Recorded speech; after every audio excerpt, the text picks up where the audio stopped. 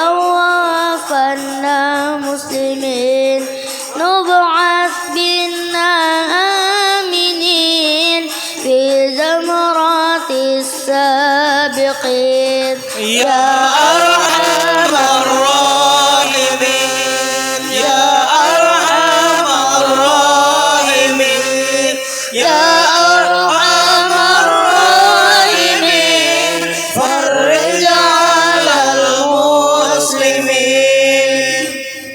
اللهم صل وسلم وبارك عليه وعلى آله.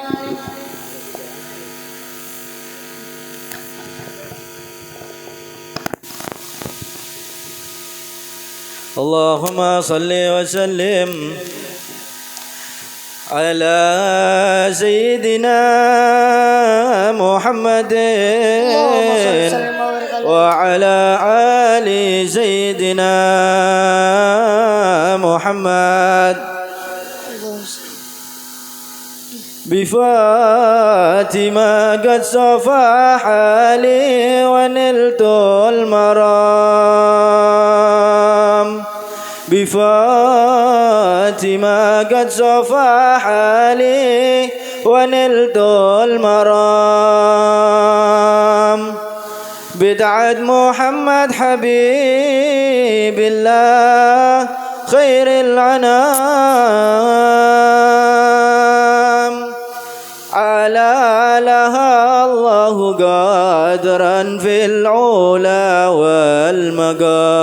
والمقام نعم البتول الردية نور كل الظلام أم الحسن والحسين أهل المراقي العظام لهم عطايا من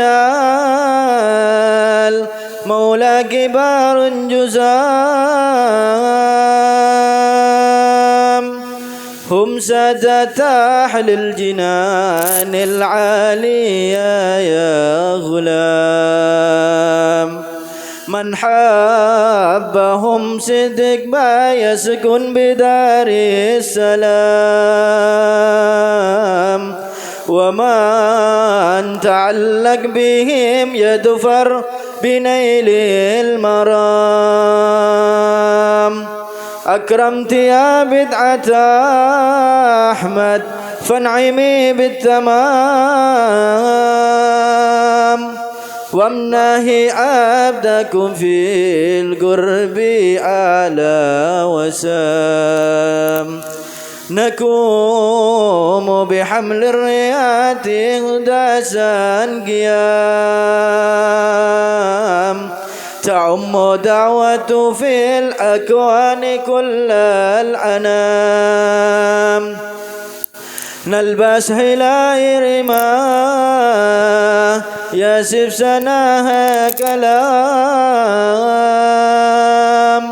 يا نور قلبي ويا أمي عليك السلام يا نور قلبي ويا أمي عليك السلام.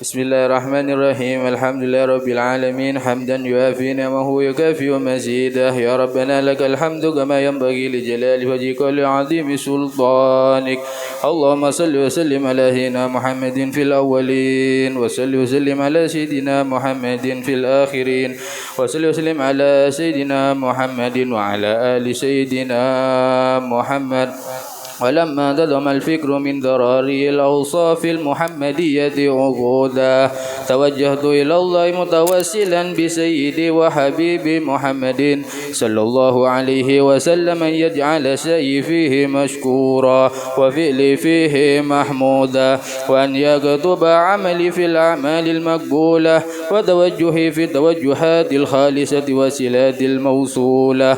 اللهم يا من إليه تتوجه الآمال فتعود ظافرة وعلى باب عزته تحط الرحال فتغشاها منه الفيوضات الغامرة نتوجه إليك بأشرف الوسائل لديك سيد المرسلين عبدك الصادق الأمين سيدنا محمد الذي عمت رسالته العالمين أن تصلي وتسلم على تلك الذات الكاملة مستودع أمانتك وحفيظ سرك وحامل راية دعوتك الشاملة الأب الأكبر المحبوب لك والمخصص بالشرف والأفخار في كل موطن من موادن القرب ومظهر قاسم إمدادك في عبادك وساكي كؤوس إرشادك لأهل ودادك سيد الكونين وأشرف الثقلين العبد المحبوب الخالص المخصوص منك بأجل الخصائص. اللهم صل وسلم عليه وعلى آله وأصحابه وأهل حضرة اقترابه من أحبابه. اللهم إنا نقدم إليك جاه هذا النبي الكريم ونتوسل إليك بشرف مقامه العظيم أن تلاحظنا في حركاتنا وسكناتنا بعين عنايتك وأن تحفظنا في جميع أدوارنا وتقلباتنا بجميع رعايتك وحسن وقايتك وأن تبلغنا من شرف القرب إليك وإلى هذا الحبيب غاية آمالنا وتتقبل منا ما تحركنا فيه من نياتنا وأعمالنا وتجعلنا من حضرة هذا الحبيب من الحاضرين وفي ذرائك اتباعه من السالكين ولحقك وحقه من المؤدين ولعهدك من الحافظين. اللهم إن لنا أطماعا في رحمتك الخاصة فلا تحرمنا ودنونا جميلة هي وسيلتنا إليك فلا تخيبنا.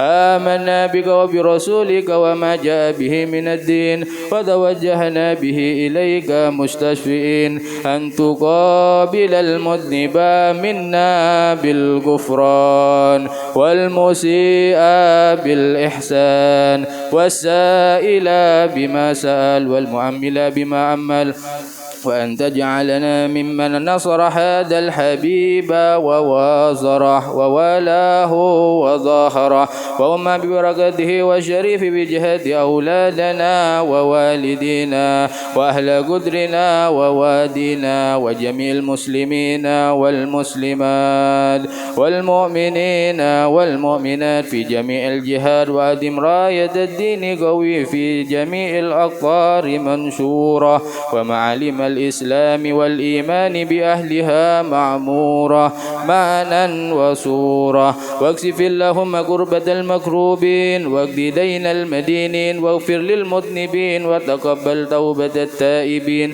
وانصر رحمتك على عبادك المؤمنين أجمعين واكفي شر المعتدين والظالمين وابسط العدل بولاة الحق في جميع النواحي والأقطار وأيدهم بتأييد من عندك ونسر على المعاندين من المنافقين والكفار واجعلنا يا رب في الحسن الحسين من جميع البلايا واجعلنا يا رب في الحسن الحسين من جميع البلايا واجعلنا يا رب في الحسن الحسين من جميع البلايا وفي الحرز المكين من الذنوب والخطايا وأدم في العمل بطاعتك والصدق في حكمتك غائمين وإذا توفيتنا فتوفنا مسلمين مؤمنين واهدم لنا منك بخير أجمعين وصل وسلم على هذا الحبيب المحبوب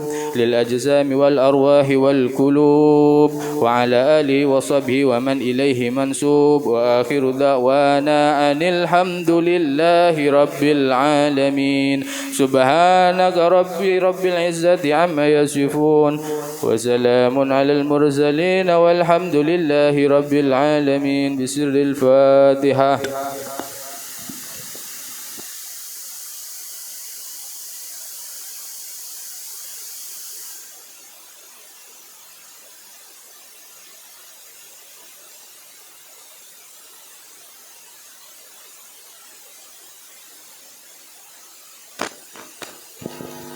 Cek.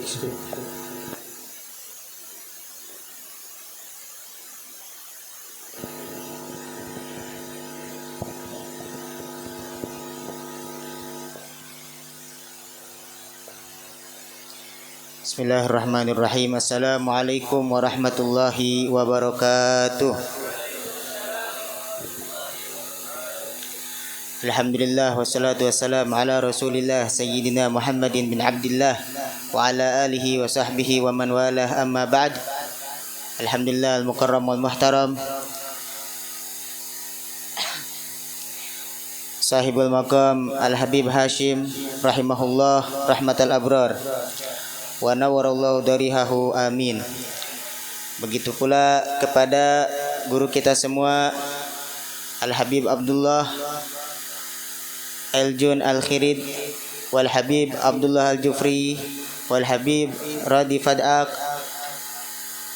wasairil habaib, dan semua habaib yang tidak bisa saya sebutkan satu persatu namanya, dan begitu pula kepada para hadirin yang telah hadir di tempat ini, di majelis ini yang dirahmati Allah.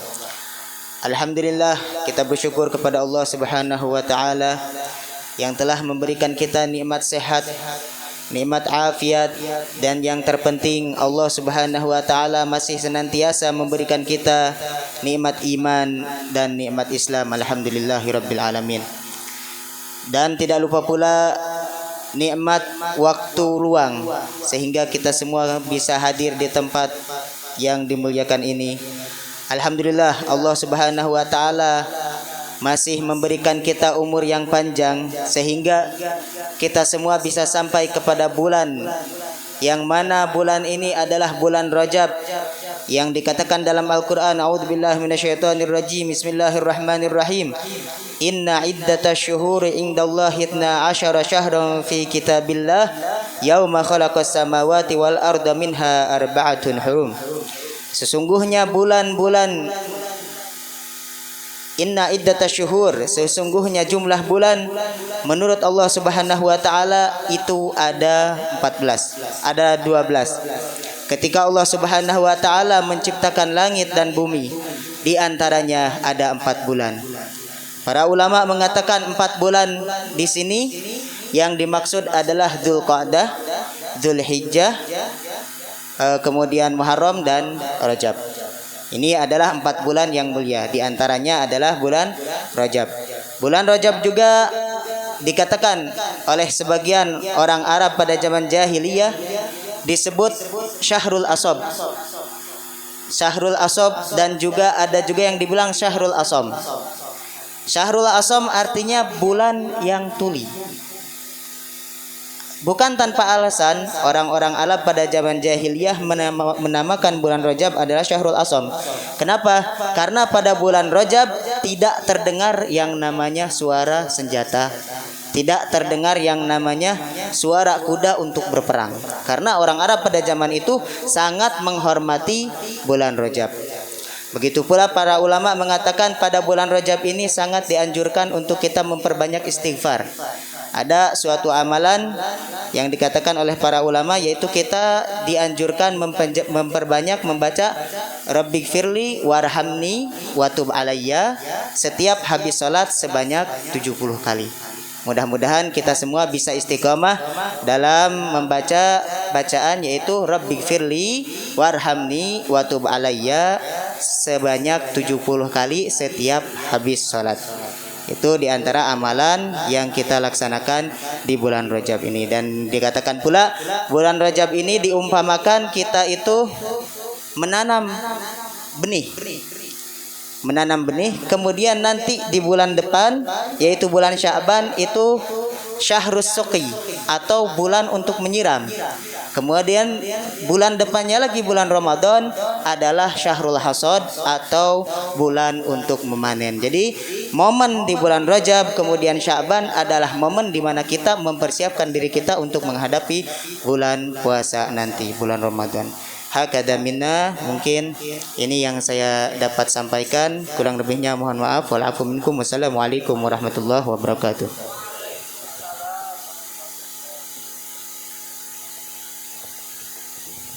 Bismillahirrahmanirrahim. Bismillahirrahmanirrahim. Bismillah.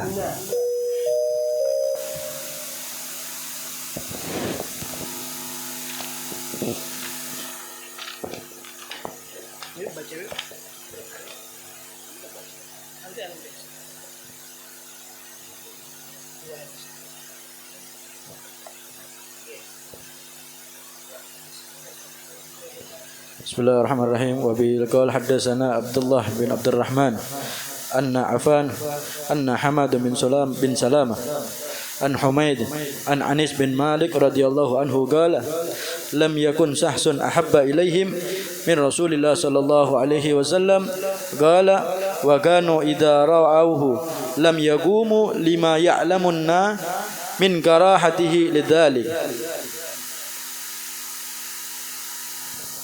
Bismillahirrahmanirrahim. Assalamualaikum warahmatullahi taala wabarakatuh.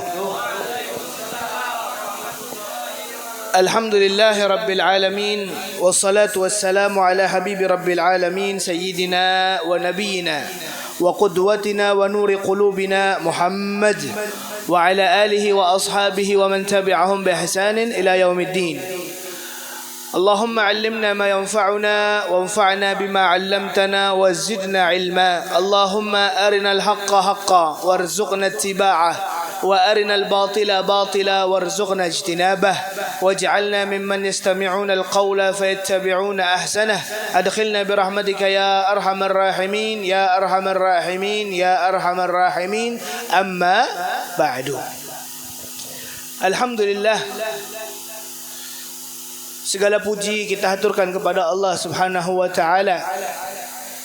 Alhamdulillah, pada malam hari ini Allah perkenankan bagi kita semuanya untuk duduk kembali di acara, di majlis yang bersangkut pautan dengan kemuliaan Nabi Muhammad sallallahu alaihi wasallam. Alhamdulillah, telah bersama kita para cucu-cucu beliau. Hadir bersama kita Al-Habib Abdullah Al-Jufri, Al-Habib Zahir Al-Khirit, Al-Habib Radhi Fad'ag, Al-Habib Haikal Al-Bin Shahab, Al-Habib Abdullah As-Segaf, dan juga antum Habib ismukum Husaini Bahsin Al-Idrus, serta para syaraif yang semoga kita minta dan berharap kepada Allah duduknya kita bersama mereka membawakan keberkahan dari Allah Subhanahu wa taala. Amin amin ya rabbal alamin. Terkhusus suatu hal yang pantas untuk kita capai dengan kemuliaan kita, terkhusus pada malam hari ini, bahwa Allah Subhanahu wa taala ingin memuliakan kita bersama, sehingga pada tepatnya malam 1 bulan Rajab, Rajabul Asab, Allah berikan kemuliaan seperti anugerah tersebut dilimpahkan, seperti dituangkan dengan sebanyak-banyaknya di bulan ini, bulan Rajab. Hadirin yang dimuliakan oleh Allah, maka suatu hal yang sangat pantas untuk kita banggakan bersama. Kita duduk di tempat ini dimulai malam ini dengan membacakan sejarah Nabi Muhammad SAW. Tak ada suatu amalan yang paling cepat mengantarkan seseorang hamba kepada Allah itu kecuali melewati pintunya Rasulullah SAW. Maka simaklah baik-baik, dengarkan, bayangkan, resapi betul-betul hadis-hadis yang akan kita sampaikan yang berkenaan dengan kemuliaan Rasulullah sallallahu alaihi wasallam sebagai kekasih kita semua, sebagai seorang yang akan membawakan syafaat bagi kita semua, dan kita akan berhak untuk bersenang-senang di dalam surganya Allah. Tak lain dan tak bukan kita menjadi tetangga dan suatu kumpulan bersama Rasulullah. Amin ya rabbal alamin. Hadis yang dibacakan tadi berkaitan dengan bagaimana pengakuan sahabat Nabi. Pengakuan sahabat Nabi yang begitu lekatnya ikatan batinnya dengan Rasulullah. Apa kata Sayyidina Anas bin Malik? Yang tentunya ini bab masih menerangkan tentang tema kita, tawadhu'nya Rasulullah. Kita lihat bersama bagaimana kekentalan Rasulullah, sifat yang mendominasi dalam tubuh Rasulullah sallallahu alaihi wasallam, dalam diri Rasulullah, selain dari rahmat dan juga tawadhu. Sayyidina Anas bin Malik mengungkapkan, lam yakun syakhsun ahabba ilaihim min Rasulillah. Kata Sayyidina Anas, kami akui bahwa kami adalah orang-orang yang beriman kepada Rasulullah, yang hidup di zaman Rasulullah. Kami akui tidak ada seorang pun yang kami cintai yang berhak mendapatkan perhatian yang begitu besar dari kami, melebihi perasaan kami, cinta kami kepada Rasulullah, bahkan mengalahkan cinta mereka kepada siapapun di muka bumi pada saat itu. Orang tuanya, anaknya, bahkan dirinya sendiri adalah suatu tebusan bagi bukti cinta dia kepada baginda Muhammad sallallahu alaihi wasallam. Coba bayangkan posisi Nabi pada saat itu yang diselimuti dan dikelilingi oleh sahabat yang betul-betul cinta dengannya, yang bahkan sahabat itu rela berkorban tenaga, jiwa, harta untuk Rasulullah. Tapi pada saat itu Nabi Muhammad itu tetaplah sayyidut mutawadhi'in. Beliau memposisikan diri untuk selalu bertawadhu. Sehingga apa kata Nabi Muhammad di sini? Wa kanu wa qala Anas bin Malik, wa kanu idza ra'awhu lam yaqumu lima ya'lamuna min karahiyatihi lidzalik. Bahkan itu ketika sahabat mereka pecinta Nabi itu lagi berkumpul, terus tiba-tiba Nabi datang, tiba-tiba Nabi mendekat, tiba-tiba Nabi hadir di perkumpulan tadi. Apa yang terjadi? Sahabat Nabi itu tidak menggerakkan dirinya, tidak berdiri untuk menyambut Rasulullah. Wah Habib katanya cinta. Wah guru, ini merupakan salah satu bentuk penghormatan seseorang ketika orang yang kita cintai atau orang yang kita agungkan, ketika datang pasti kita menyambutnya dengan kita juga ikut berdiri. Dan itu tak dilakukan oleh sahabat Nabi. Kenapa? Apa alasannya? Karena Nabi tak mau. Karena Nabi merasa adalah orang yang tawadhu. Sehingga janganlah engkau berdiri karena aku datang.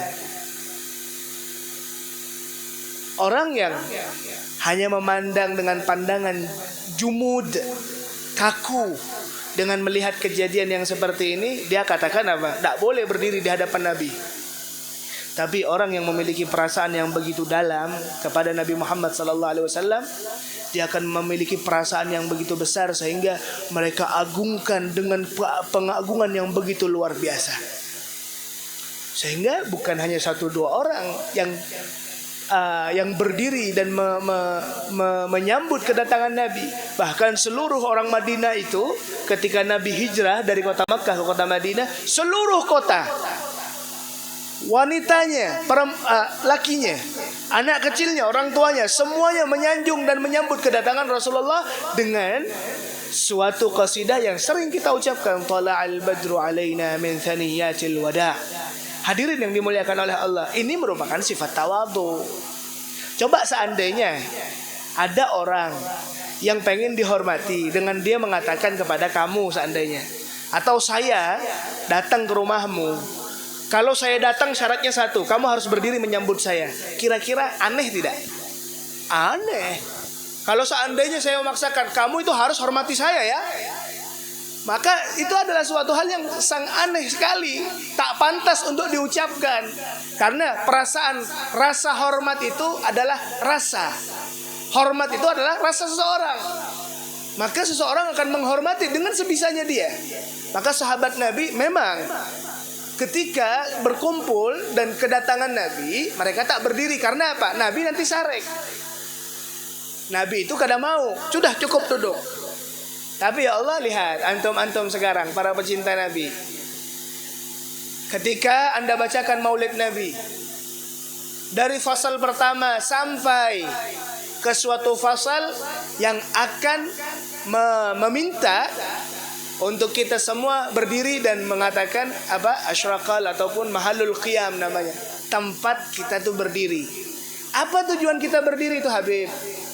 Apa tujuan kita berdiri setiap bulan maulid, setiap pembacaan maulid? Karena kita meresapi seakan betul-betul baginda Muhammad itu berada di hadapan kita. Sehingga dari bentuk penghormatan kita berdiri karena kita ta'zim kepada Rasulullah sallallahu alaihi wasallam. Itulah rasa hormat. Kadang rasa hormat itu, Bapak Ibu yang dimuliakan oleh Allah, rasa hormat itu kadang melanggar dengan perintah Nabi. Itu terjadi. Dan Nabi mendiamkan.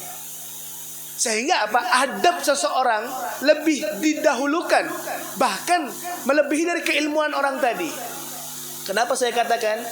Coba kita ungkapkan ataupun ceritakan suatu kisah yang terjadi di Sulh Hudaybiyah di tahun ke-6 Hijriah.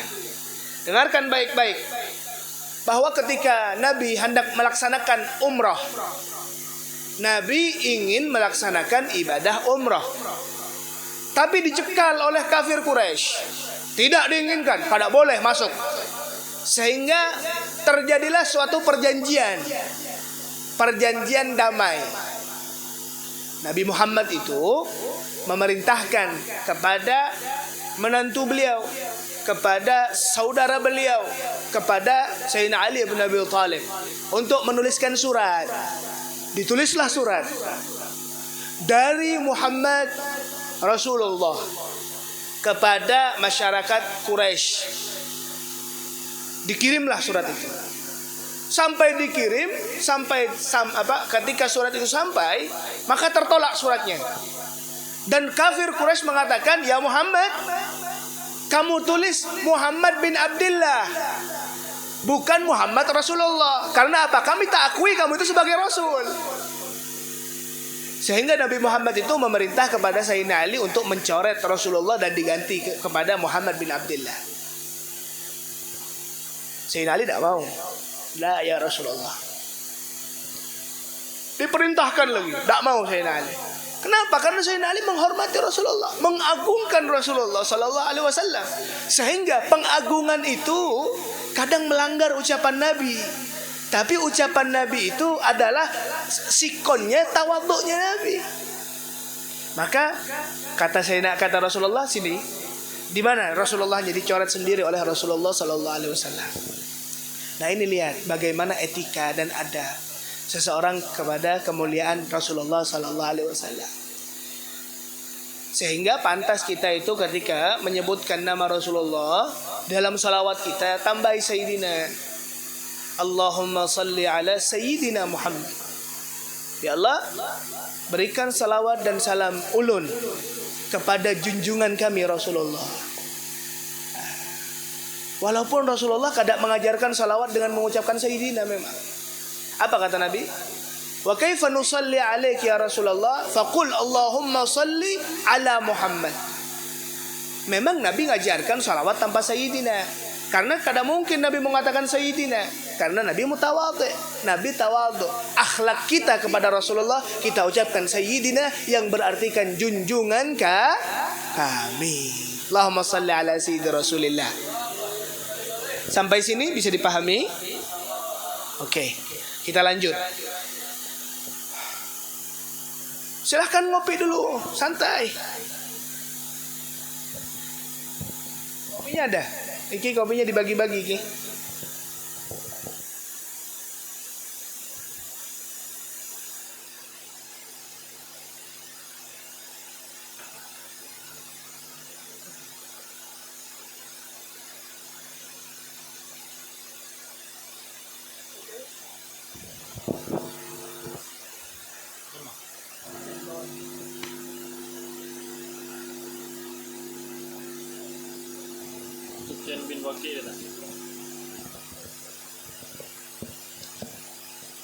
Bismillahirrahmanirrahim. Qala al-musannif rahimahullahu ta'ala wa nafa'ana bihi wa bi'ulumihi fid dharain amin ila an qawlihi hadatsana Sufyan ibn Waki' sana Jumay' ibn Umar bin Abdurrahman al-Ijli thani rajulun min bani Tamim min wuldi Abi Halah zawji Khadijah yukanna Abu Abdullah an ibnin li Abi Halah anil Hasan bin Ali qala sa'altu khali هند بن أبي هالة وكان وصافا عن حلية النبي صلى الله عليه وسلم وأنا أشتهي أن يصف لي منها شيئا فقال كان رسول الله صلى الله عليه وسلم فخما مفخما يتلألأ وجهه تلألؤ القمر ليلة البدر فذكر الحديث بطوله قال الحسن فكتمتها الحسين زمانا ثم حدثته فوجدته قد سبقني إليه فسأله عما سألته عنه وجدته قد سأل أباه عن مدخله وعن مخرجه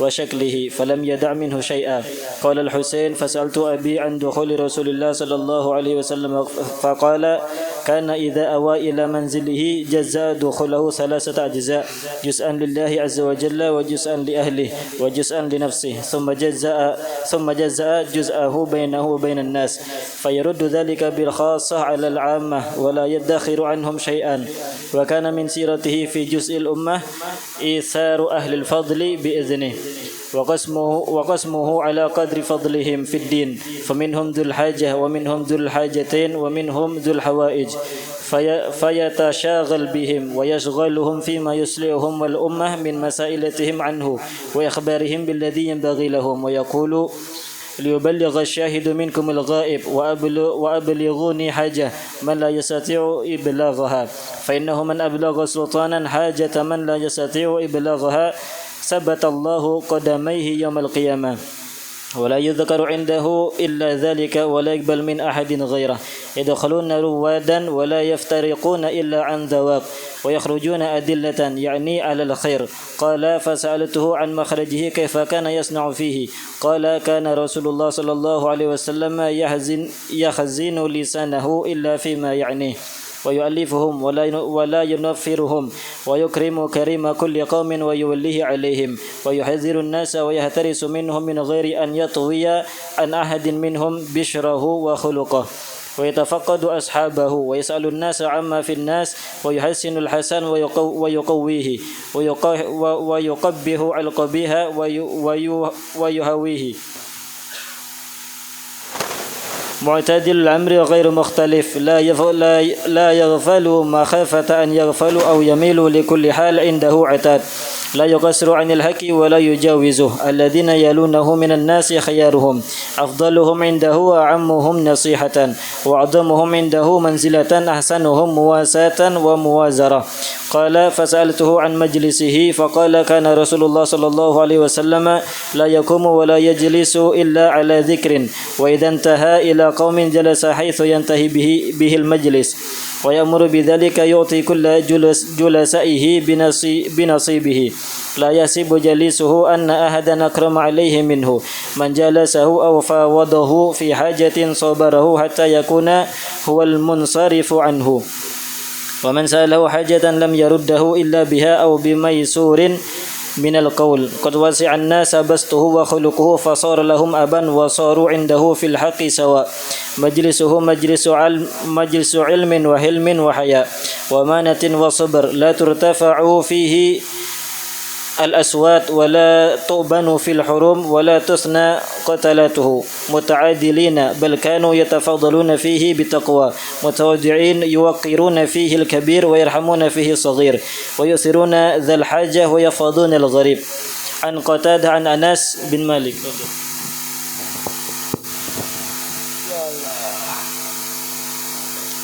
Hadisnya agak panjang, tapi dari hadis yang akan saya sampaikan itu, kamu itu akan betul-betul mengerti bagaimana perihal Nabi dalam membagi waktunya terkait dengan kehidupan pribadi beliau dengan keluarganya, bagaimana beliau membagi waktunya, bagaimana cara beliau itu menerima tamu, bagaimana majelisnya, bagaimana ketika beliau di luar dari rumah.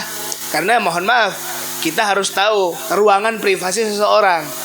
Karena ya Anda sendiri, Anda mungkin akan kenal dekat dengan seseorang, kenal sahabat baik Anda, bahkan itu saudara Anda. Tapi ketika Anda sudah di rumah, maka itu merupakan ruangan privasi kamu. Sehingga kadang saudaramu ataupun orang terdekatmu sekalipun tidak tahu bagaimana kamu itu dalam rumahnya. Sehingga di sini panjang hadisnya menceritakan bagaimana Nabi itu memanajemen waktunya. Kapan beliau ibadah, kapan beliau itu bertamu, bagaimana sikon tamu yang datang, apa yang akan terjadi ketika tamu itu datang dengan meminta suatu hajat dan segala macam dijelaskan di sini. Nah, sehingga ketika kita akan menjelaskan, kamu dalam pikiranmu berikan suatu kaidah. Oh, kayak gini kehidupan Nabi. Oh ya Allah, ternyata manajemen Nabi itu terlalu menurut saya dan menurut kalian semuanya pasti akan mendapatkan hikmah yang begitu besar, sehingga kamu itu bisa merapikan juga waktu kamu, kapan waktunya privasi, kapan waktunya kamu itu bersama jemaah dan seterusnya. Coba kita dengarkan. Dan ini hadis periwayatannya, silsilah nasabnya, silsilah hadisnya namanya silsilah Zahabiyah. Silsilah yang terbuat dari emas, dari saking agungnya ini hadis. Karena yang meriwayatkan hadis ini, yang pertama adalah Sayyidina Hasan, yaitu Sayyidina Hasan, cucu dari baginda Muhammad SAW. Jadi kisahnya, Anda akan melihat bahwa di sini ada dua riwayat. Ini akan mendengarkan cerita dulu. Sayyidina Hasan itu adalah cucu Rasulullah yang paling disayangi oleh beliau, dan yang akan meneruskan garis keturunan Nabi. Nabi itu Allah Subhanahu wa ta'ala jadikan seluruh para nabi bahwa anaknya itu dari mereka, kecuali nasabnya Rasulullah. Nasabnya Rasulullah itu dari anak perempuannya yang bernama Siti Fatimah. Siti Fatimah itu menikah dengan seorang yang sangat mulia yang bernama Sayyidina Ali bin Abi Thalib, yang bahkan pernikahan beliau berdua tadi yang memerintahkan untuk menikah adalah Allah. Sama seperti kondisi pernikahan Rasulullah dengan Siti Khadijah. Dari pernikahan ini, bahkan kalau Anda lihat bagaimana kemuliaan dan kedahsyatan yang kejadian pada saat itu terkait dengan pernikahan Siti Fatimah, bahwa Nabi itu menolak semua tawaran, semua pinangan sahabat-sahabatnya. Bahkan Sayyidina Umar, Sayyidina Abu Bakar ditolak oleh Rasulullah, karena yang memerintahkan untuk menikahkan Siti Fatimah dengan Sayyidina Ali adalah Allah. Sehingga lihatlah bagaimana kemuliaan khutbah Nabi ketika khutbah nikah di dalam pernikahan tadi. Oke. Dari pernikahan tadi, maka Siti Fatimah dikarunia anak laki-lakinya 3. Sayyidina Hasan, Sayyidina Husain, dan Sayyidina Muhsin. Hasan serta Sayyidina Husain ini yang menjadi cikal bakal pada saat itu seluruh garis keturunan Nabi di 2 orang ini. Kalau tidak Habib itu dari Sayyidina Hasan, kalau tidak dari Sayyidina Husain. Nah, anak ketiga beliau, Sayyidina Muhsin, diriwayatkan meninggal. Ada yang mengatakan beberapa hari setelah melahirkan dan seterusnya. Pada intinya meninggal dalam keadaan kecil. Oke. Nah, ini riwayat dari Sayyidina Hasan.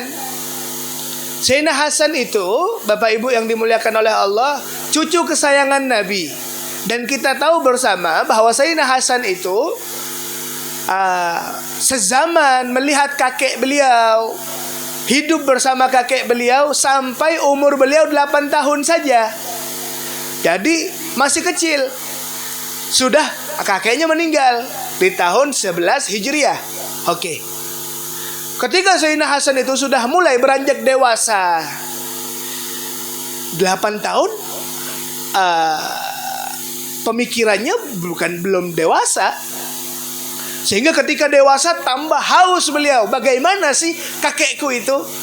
Bagaimana sih sifat kakekku? Bagaimana sih kakekku dalam berjalan dan seterusnya? Sehingga timbul pertanyaan yang besar dalam benaknya. Sehingga yang ditanyakan oleh beliau, yang menjadi orang yang diwawancarai oleh Sayyidina Hasan pada saat itu siapa? Paman beliau, namanya Hindun bin Abi Halah. Hindun bin Abi Halah. Hindun itu bisa dua. Hindun itu bisa perempuan, bisa laki-laki. Nama Arab kalau Hindun itu dua. Kalau bisa laki-laki, bisa perempuan. Sama seperti Dilah. Kalau disampit, Dilah itu bisa perempuan. Ya kalau ada toko Dilah bisa laki-laki. Nggak percaya, buktinya ini yang pakai jaket namanya Dilah, Habib Dilah Segaf. Nah, Hind bin Abi Halah itu adalah saudara Siti Fatimah, saudara tiri dari ibunda beliau Siti Fatimah. Anak siapa Hindun ini Habib? Anaknya Siti Khadijah.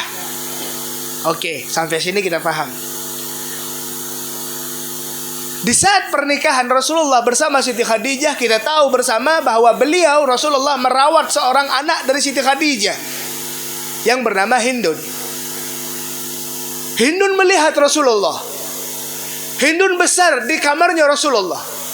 Hindun besar dalam didikan Rasulullah. Sehingga Hindun besar dalam keadaan menjadi seseorang pakar di dalam mensifati sekian detailnya kehidupan Nabi Muhammad sallallahu alaihi wasallam. Sehingga pantas di sini dikatakan kana wassafan. Detail beliau. Ya Allah, ponakan beliau Sayyidina Hasan datang, wahai pamanku, ceritakan dong terkait dengan kakekku. Aku rindu dengan beliau. Dan kita semua rindu dengan Rasulullah sallallahu alaihi wasallam. Sehingga dari pertanyaan tadi terungkaplah sedetail-detailnya kehidupan Rasulullah. Dan kita akan mendengar apa kata beliau? Subhanallah. Sa'altu khali. Aku bertanya kepada pamanku, wa kana wassafan an hilyati Rasulillah wa ana ashtahi an yasifa li minha syai'a. Sehingga beliau Hindun bin Abi Halah, beliau memulai ucapannya, kana Rasulullah, datukmu itu Rasulullah itu fakhman mufakhama. Beliau itu memiliki jiwa yang betul-betul mulia. Beliau memiliki pribadi yang betul-betul agung. Mufakhama, yang diagungkan oleh seluruh orang yang melihatnya. Fakhman, agung buat dirinya sendiri. Mufakhama, di pandangan orang pun agung. Itu Rasulullah. Yatala'la'u wajhuhu tala'lu al-qamar lailatal badr. Kakekmu itu, Rasulullah itu, wajahnya terpancar sinar yang begitu indah, sebagaimana terpancarnya sinar bulan purnama di saat bulan purnama. Allahumma salli ala sayyidina Rasulillah. Sehingga tak mungkin mereka yang melihat Rasulullah kecuali mereka akan jatuh cinta kepada Rasulullah. Tak mungkin mereka yang Allah memberikan kemuliaan dengan memandang secara jasadiah Rasulullah, pasti mereka akan mengatakan sebagaimana yang dikatakan oleh Al-Habib Ali bin Muhammad bin Husain Al-Habsyi, ketika seorang ulama wali besar Allah muliakan dengan cintanya kepada Rasulullah, Allah tampakkan Rasulullah di hadapan wajahnya tanpa, dalam keadaan sadar, bukan dalam keadaan tertidur. Dan beliau mengatakan, wallahil azim, pandanganku kepada Rasulullah lebih indah, lebih aku nikmati daripada apa yang aku akan disiapkan dengan nikmatnya surga nanti. Sayyidina Ali Al-Habsyi mengatakan apa? Wallahi aku rindu kepada surga bukan karena nikmatnya surga, karena baginda Muhammad ada dalam surga. Allahumma jma'na wa ahbaban lana fi darikal firdaus ya rajwana. Ini hadis sudah disampaikan di hadis pertama, bab pertama. Nah, wallahi ketika Sayyidina Hasan itu masih bocil, masih kecil, ketika mendengar kisah Nabi, kisah datuknya, apa beliau? Statement ataupun langkah yang beliau itu lakukan setelah beliau mendengarkan cerita dari pamannya. Fakatamtuhal Husain zamanan. Aku sengaja kada bepander lawan Sayyidina Husain. Sidin 2 orang saudara yang bedanya 1 tahun saja umurnya antara Sayyidina Hasan dan Sayyidina Husain. Sehingga mereka 2 orang ini saling berlomba-lomba untuk mencari ilmu. Sehingga harapannya aku lebih pintar daripada kakakku. Dan begitu pula sebaliknya. Ketika mendengarkan cerita itu, Sidin berdiam, kada bepander, tidak menyampaikan kepada Sayyidina Husain. Sehingga lawas lama, thumma haddatsuhu. Nah, kisahnya mungkin hendak bangga kepada saudaranya. Kamu tahu nggak? Aku ini mendengarkan kisah datuk kita, tapi kamu tidak pernah mendengar. Saya yakin tidak pernah dengar. Karena apa? Aku itu dapat hadis ini dari siapa? Dari Halah, Hindun bin Abi Halah, yaitu siapa? Saudaraku. Maka Sayyidina Husain berdiam ya dan mengatakan, baru tahu pian. Apa yang kamu dengarkan sudah aku dapatkan dari ayahku sendiri. Jadi sama-sama dikisahi. Satunya dari pamannya, satunya dari ayahnya. Ayahnya Sayyidina Hasan, Sayyidina Husain siapa? Sayyidina Ali bin Abi Thalib. Maka merasa kalah ataupun merasa kurang keilmuan Sayyidina Hasan, maka Sayyidina Hasan pada saat itu belajar kepada Sayyidina Husain. Nah, itu menuntut ilmu seperti itu. Kadang nggak malu. Yang mengajar lebih muda kan apa-apa. Karena apa? Yang dicari ilmunya. Sehingga apa? Sayyidina Hasan merayu kepada adiknya, wahai adikku, ceritakan dong. Maka diberikanlah kisah itu. Dan di sini dilanjutkan. Lanjut. Allahumma shalli ala Muhammad. Nah, قال الحسن فقدمتها الحسين زمانا ثم حدثته فوجدته قد سبقني إليه فسأله عما سألته ووجدته قد سأل أباه عن مدخله ومخرجه وشكله فلم يدع منه شيئا. Ya Allah, Sayyidina Husain bahkan mendengarkan semuanya.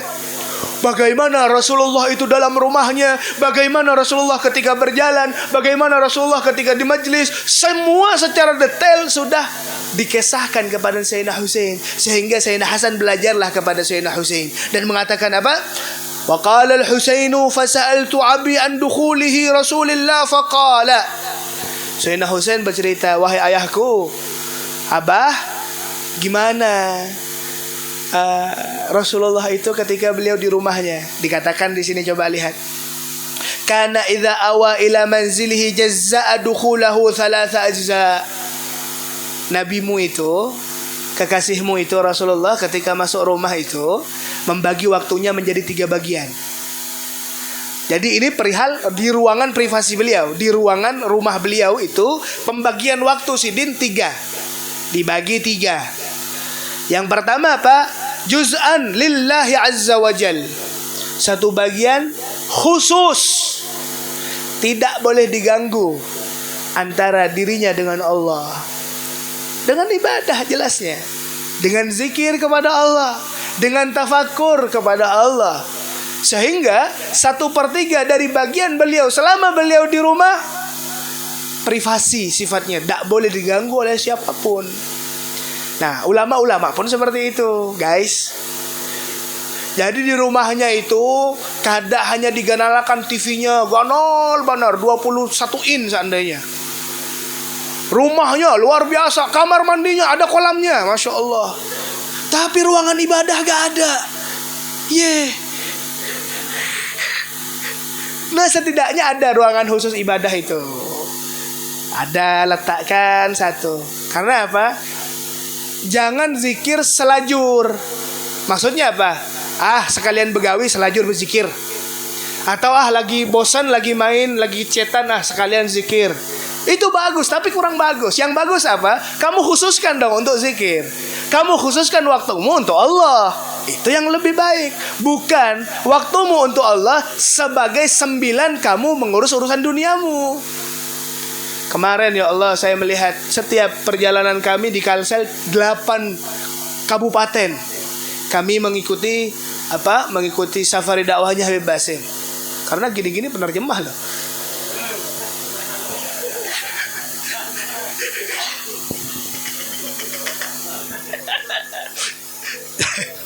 Jadi, ana lihat ya Allah, orang-orang soleh di karena alhamdulillah kami datang itu ke 8 kabupaten itu alhamdulillah orang baik semua yang kita datangi. Sampai waktu ana ketika ngelihat ya Allah, ngelihat toko hewan kadang memiliki kesempatan untuk melihat hewan-hewan yang ada di setiap kabupaten yang ada. Karena fokus dakwah. Wa ala kulli hal, di setiap orang-orang yang saleh itu Masya Allah, mereka pasti ada waktu khusus, kadang ada tempat khusus yang beliau sediakan. Dan ini ya tadi kiblatnya kepada Rasulullah. Satu, oke. Wa juz'un li ahlih. Dan bagian yang kedua, karena 3 bagian, 2 bagian yang kedua beliau khususkan hanya untuk keluarganya saja. Jadi gak boleh diganggu gugat. Ngapain Rasulullah Habib dengan keluarganya Habib? Beliau menanyakan hajatnya apa, bermain, bahkan pernah dengar bahwa kisah Nabi itu lomba lari dengan istrinya, lomba lari. Pernah dengar Nabi itu kadang masak-masakan, ada semuanya. Karena beliau khususkan waktunya untuk keluarganya, untuk istrinya, untuk anaknya. Wahai pria dan wanita karir, ingatlah keluargamu. Jangan jadikan ya Allah pagi berangkat begawi, malam guring. Akhirnya keluargamu hampa dengan cinta, hampa dengan perhatian, hampa dengan didikan darimu kepada mereka. Itu yang menjadikan miskomunikasi, hubungan dan ikatan batin antara kamu dengan anak-anakmu terputus karena memang kamu tak memiliki waktu yang cukup dan luang untuk anakmu. Itulah yang diajari oleh Nabi Muhammad SAW. Dan mudahan seberataan mendapatkan kemuliaan. Mudahan Tuhan pian banyak anaknya, amin ya rabbal alamin.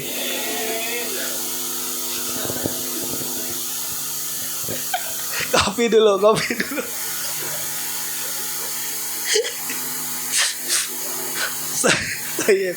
Nah, terus satu bagian lagi untuk beliau sendiri. Nabi itu 3 bagian, 1 bagian untuk Allah, 1 bagian untuk keluarganya, 1 bagian itu untuk pribadinya. Bahasa Inggrisnya me time.